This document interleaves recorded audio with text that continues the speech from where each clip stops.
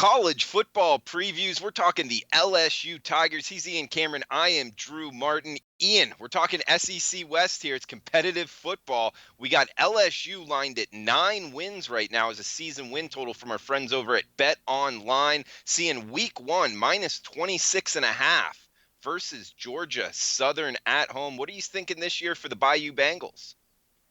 Yeah, I mean, obviously with the LSU Tigers, there's a couple of teams. We talked about Auburn in a previous video, and LSU is looking like one of those teams where they could make some noise here in the SEC West Division. Question marks about whether they can truly challenge Alabama. And much like Auburn, Drew, the questions are on offense. I think they're going to be very good on the defensive side of the football. There's a lot to like there. Up front, they're going to be very, very solid. The secondary, a ton of talent back there. And I think they'll be pretty good in terms of being able to stop the pass, get pressure from not only the defensive front, the linebacking core looks solid. The offense is really what's going to dictate the success or not, I think, of this LSU Tigers season. Obviously, Joe Burrow back at the quarterback position, senior quarterback. And the big news with LSU is the changes they've made with their offensive scheme and their coaching staff to a certain extent. Obviously, Ensminger has been the offensive coordinator here the last couple of years.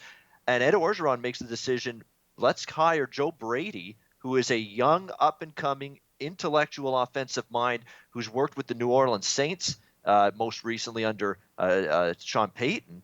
And Joe Brady is being brought in as sort of like a offensive coordinator along with Ensminger here to try to just tweak this offense to more along the lines of what Joe Burrow is going to be more comfortable running. And that's more of a mobile quarterback element, a little bit more of a read option, RPO type of offense, which Joe Burrow has been on record as saying he's very comfortable running this offense. It's a type of offense that he's run a lot going back to his high school days. And the reason for this is it's just going to try to make this LSU offense more suited around the quarterback skill set, kind of like what Michigan's doing this year with Shea Patterson, changing their offense a bit. So I think it's positive.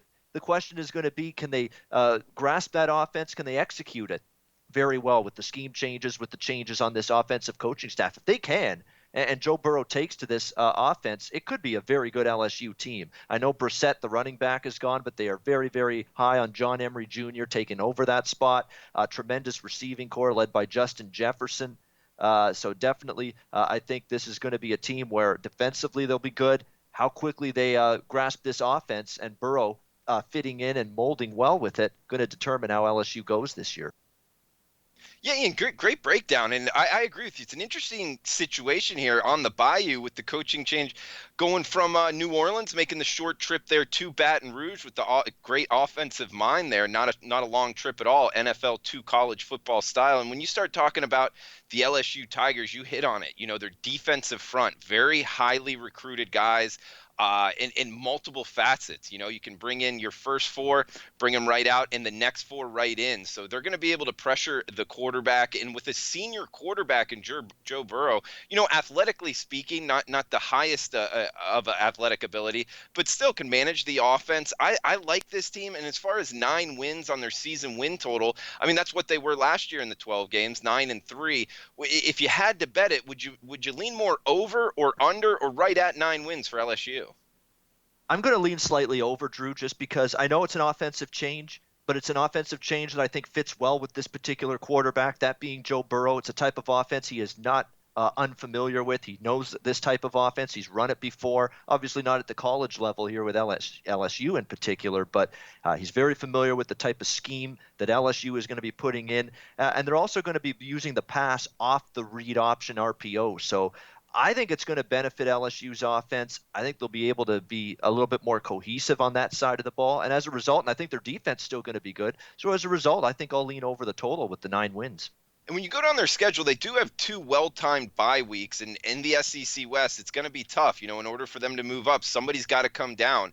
And November 9th at Alabama, LSU has a bye before.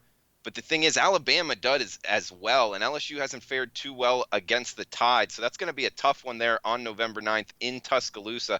Outside of that, they do get Auburn and Florida at home, having to travel at Mississippi and Mississippi State in a key non-conference game, week 2.